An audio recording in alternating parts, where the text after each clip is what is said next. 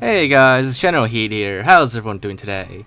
So, for today's video, we are actually taking a little break from the Halo Infinite stuff, and we're going to be taking a look at some new secret equipment and vehicles that were added to Halo 3's multiplayer maps. So, as you know, when Halo 3 came to MCC PC, both the PC and the Xbox version got a big update to its Forge mode. A lot of new objects from campaign and other multiplayer maps were added into a few select maps like Sandbox, Avalanche, and Foundry. And aside from like new vehicles, there were also like new equipment added, such as the auto turret from campaign. And you know, it was actually, they're all pretty usable and totally forgeable too. But there's actually more objects hidden in the game files that were added to certain maps, as well as other objects that were already there but were unused. So let's get right into it. The first new equipment that was added, but never used, is the invincibility power-up from campaign. Technically, it also existed on the mission, the map Cold Storage as well, but it is new to the big like MCC Forge maps like Sandbox, Foundry, and Avalanche. And for some reason, it was just never added to the Forge palette, never used, even though it was added to the map. But so far, it seems like the invincibility power-up works fine. It's even able to totally protect you from the Guardians on Sandbox. But yeah, so that's the invincibility power-up. Next one that's new, newly added to this map and the other big Forge maps, is the Deployable Cover from single player. So on these maps, in the game files, there's actually two versions of the Deployable Cover.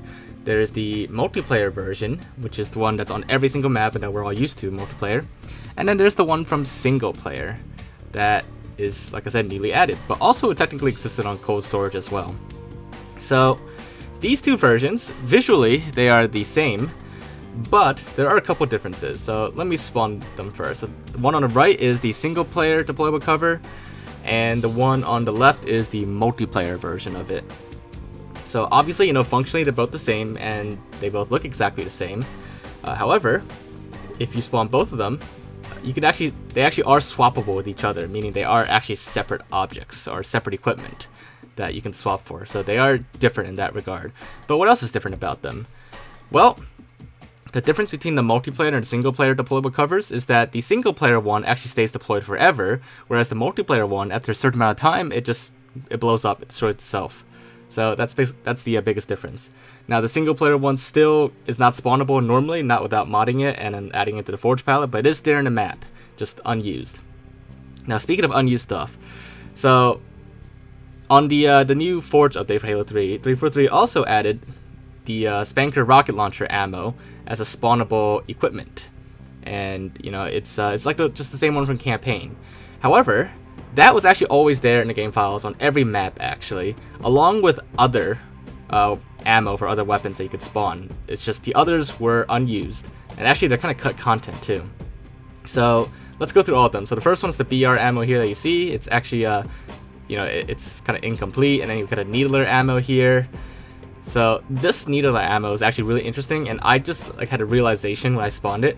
There used to be a modded map on Sandtrap where someone spawned like a bunch of these like these round objects that look like flashing lights, and they, you know, use it to like spell out their signature or their name to like show like they're the ones that made the map. And I never knew what those flashing objects were at the time, and only now did I just realize it's actually the needler ammo. So the next one that's in the game files but unused, and this is on every map as well, is the pistol ammo. It looks just like the BR ammo, but the colors are a little bit different. So if these look somewhat familiar to you, that's because they're actually the Halo 2 models. They although I don't think Halo 2 had it for everything, but it's the same, and it's the same with the shotgun ammo too. Even like the textures kind of look Halo 2-ish, but there's a few things that are like broken or missing. But it is still spawnable. And these are all functional too. Like if I actually spawn myself a weapon and I walk over them, like the correct weapon, it will actually pick up ammo. But these are all, I'm pretty sure these, all of them are actually like inherited from Halo 2. They just, the models or the textures did not really transfer over completely or correctly. So some things are broken.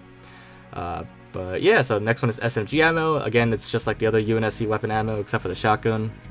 But this time it's red for the outside of it. And then the next one is, the last one actually, is the sniper ammo.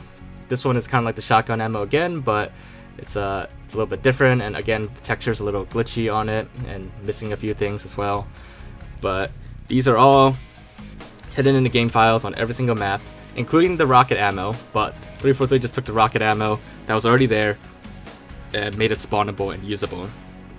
But technically it was there along with all the other ammos for the other weapons as well. Just the others were unused and unfinished. So in those cases, they're technically not new, but they were always there and kind of hidden in the files. So really the rocket ammo wasn't new either, but it is newly available. Now before we get to the mounted missile pod, there's a few things I want to explain first. So I kind of already started talking about it, but a lot of the new objects that 343 added to the Forge, a lot of them actually weren't like newly added to the map. Some things were always there. Now some things were also moved and added from other maps, like the Shade Turret that was taken from other maps or even Campaign. But other stuff like the AA Wraith, that was actually always there on this map, and I'll actually talk about that a little bit more later. But a lot of stuff are kind of like a package deal. Like you can't, any map that has the Wraith also has the AA Wraith, because the AA Wraith is just a variant of the Wraith. There is no like separate like objects for Wraith and AA Wraith. They are just one tag in the game files, but different variants. And it's the same with the Warthog too. The Warthog is not newly added from another map. It was always on the map sandbox. You could always technically spawn it if you modded it. But though the Troop Transport Warthog is just a variant of the regular Warthog. There is only one Warthog, and well, actually the other Warthogs with different skins are different tags, but within like the same like type of Warthog, you have like different variants like Gauss, Chain Gun, and the Troop Transport Hog. So that's basically how it works for a lot of the new objects that are added to Forge. A lot of them were just, you know, pre-existing objects in the files that were made available for people to use. But before, they weren't available, but they were always there. Just like the rocket ammo.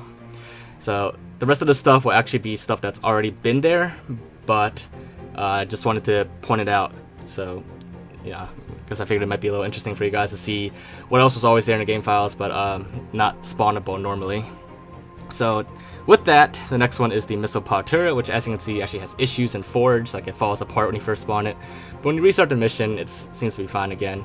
But any mission that has any map that has a missile pod on it will also have the mounted missile pod turret, because they're, like I said, it's like a package deal, kind of like the Troop Transport Warthog and the regular Warthogs, or the AA Wraith and the regular Wraiths. Now, some other maps also have shade turrets on them that are unused. Guardian is one, I believe Snowbound is another, but these maps do have shade turrets, and despite the new Forge update, they are still in the maps, but they're still not available to spawn. Not without modding the map a little bit to enable it. But again, I did just want to show you guys, you know, what's always been there on certain maps and what could have been, but what never happened. So yeah, the shade turret is one of them, and you know, maybe in a future update 343 will make the rest of these hidden objects available to spawn. But for now, they've only really added new objects and vehicles and stuff to like Sandbox, Foundry, and Avalanche. And a few other maps got like additional weapons, like Sandtrap got like the plasma rifle finally, but those are just like minor weapons added that were always there as well. So the last thing, as I already said before, but the AA Wraith is pretty much available on every single multiplayer map that also has the regular Wraith on it, because as I said before, they are a package deal. The AA Wraith is the same as the regular Wraith, the same tag in the game files. It's just a different variant of it. You just have to change the variant that spawned, and it will spawn the AA Wraith. You don't need to add an AA Wraith from Campaign or anything. It's, like I said, a package deal. I know I say that a lot, but it is really just a package deal with the regular Wraith. So that's how it works with a lot of stuff in Halo 3. A lot of things are, you know, just variants of other stuff. So that's why a lot of stuff exists on maps, on multiplayer maps, or are unused, because they're unused variants. But yeah, so hopefully you guys did find it to be interesting. If you guys did enjoy this video, make sure to leave a like, as always. And if there's anything else for me to look into or check out, or any thoughts and comments you have, just let me know in the comments below, and I'll definitely do my best to look into it when I get the chance. But other than that, make sure to subscribe to my channel if you haven't already, and I will see you all next time. Bye, guys!